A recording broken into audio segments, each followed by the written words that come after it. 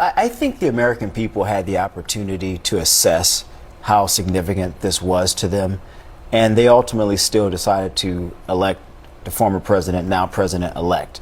You think people voted to pardon the January 6th attackers? No, Jim, that's not what I'm saying. What I'm saying is that Donald Trump has made this argument throughout his campaign who he was going to pardon. And I'm simply saying the American people were well aware of that, and they still voted for the president-elect. So I'm not sure what significance is weighed on their minds when compared to other issues. That doesn't mean that it should be taken into consideration. I do think, however, though, when you are attempting to draw this moral contrast between President Biden and the president-elect Trump, that President Biden is somehow morally superior because he respects institutions and the rule of law after years of saying, I would not pardon my son, to ultimately doing it. That's the issue. I think people, Jim, understand pardoning your son. I think people get it. I mean, that's the constant line that's the problem. Yeah, I mean, to me, I get what you're saying, Michael, but at the same time, I just find it a bit rich to complain about Joe Biden pardoning his son Hunter, which, I mean, a lot of people would say anybody would pardon their own son.